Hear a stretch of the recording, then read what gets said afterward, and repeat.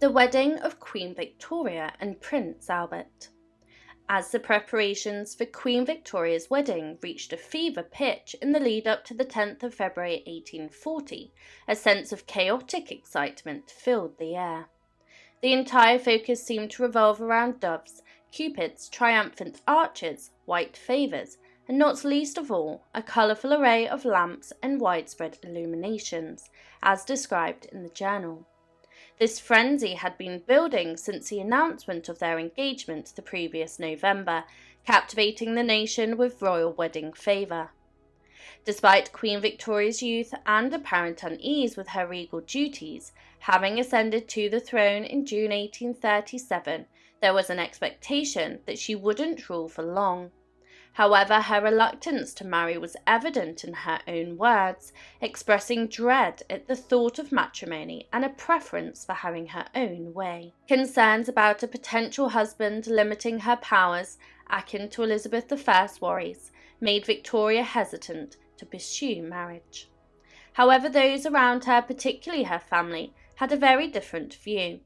They had long envisioned a union between Victoria and her cousin Prince Albert, son of Ernest I, Duke of Saxe-Coburg and Gotha, and nephew of Victoria's mother, the Duchess of Kent. Albert and Victoria were close in age, shared kinship, and even had been delivered by the same midwife. Victoria's initial impressions of Albert, recorded in her journal after their meeting just before her 17th birthday in May 1836, portrayed him as extremely handsome, kind, intelligent, and full of goodness. Despite a challenging round of social events leading up to Victoria's birthday, they had gotten along very well. When Albert returned to Germany, Victoria cried bitterly at their parting, and despite this connection, Victoria remained hesitant about marriage. Prince Albert, upon learning of her accession to the throne, congratulated her formally in a letter, expressing wishes for a long, happy, and glorious reign.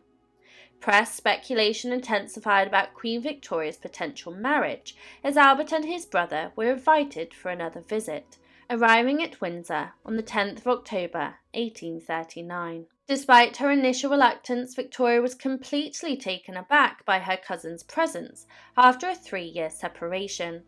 In her journal, she raved about Albert's striking beauty and his amicable, unaffected nature, describing him as very fascinating and excessively admired. Just 4 days later, Victoria informed her Prime Minister, Lord Melbourne, of her change of heart regarding marriage. Melbourne, approving of her choice, noted Albert's agreeable demeanour, good looks, and acknowledged the uncertainty of character judgments. As the reigning monarch, Victoria took the unconventional step of proposing to Albert, as a monarch would. She acted swiftly. She summoned him on the 15th of October and asked for his hand in marriage. Albert's acceptance led to a joyful embrace, and Victoria expressed her overwhelming love and adoration for him in her diary.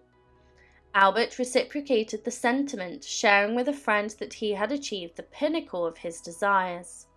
Collaborating with Lord Melbourne, Victoria orchestrated an opulent ceremony to enhance her already significant popularity.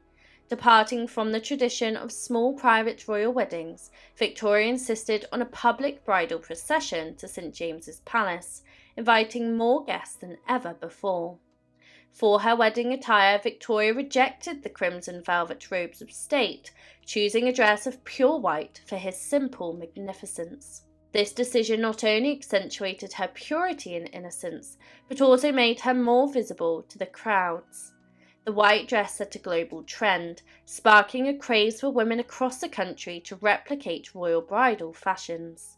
Victoria extended the white theme for her 12 bridesmaids, but selecting them proved challenging due to Albert's requirement that they be born of mothers with spotless characters. The guest list was another hurdle, given the Chapel Royal's limited capacity.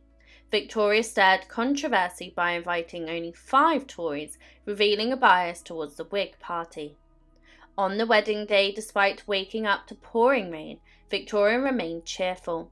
Her spirits were not dampened as she rode in her carriage, adorned in a beautiful yet simple white gown, a diamond necklace, and a sapphire brooch gifted by Albert.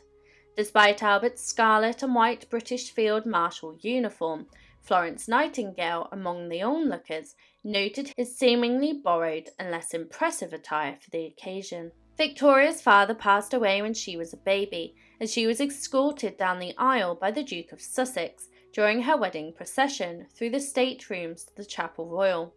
The bridesmaids, criticised by one guest for their seemingly simple attire, resembling village girls, struggled with Victoria's 18-foot-long train and often stepped on each other's feet.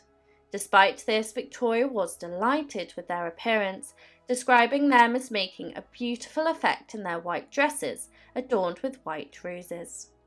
Despite early concerns about marriage diminishing her power, Queen Victoria insisted on including the vow to obey in her wedding ceremony.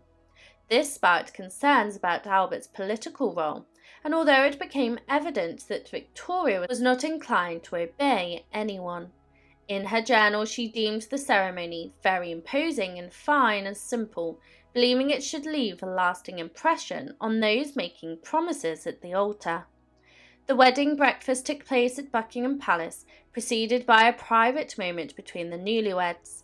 Victoria gave Albert a ring, and they vowed never to keep secrets from each other. The couple had ordered 100 cakes for the day, with a massive wedding cake weighing 300 pounds, 9 foot in circumference, and 16 inches high, requiring 4 men to carry it. Decorated with a figure of Britannia and Cupids, it featured a humorous note in the Times, disclaiming any resemblance to Lord Palmerston.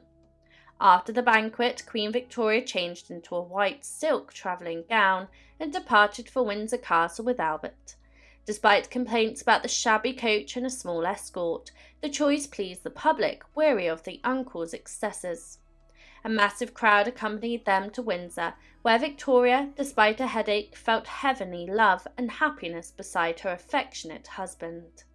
The couple claimed to have had no sleep on their wedding night, and within weeks Victoria was pregnant, marking the beginning of a marriage that would produce 9 children. Victoria and Albert's wedding was hailed as a triumph by Lord Melbourne, with newspapers praising the young Queen's impeccable conduct. The ceremony established enduring wedding traditions, including white dresses and elaborate cakes.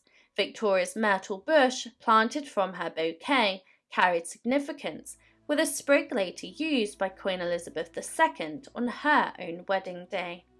Most importantly, Victoria elevated the profile of royal weddings, transforming them into public events that continue to capture public loyalty today, as seen in recent royal weddings.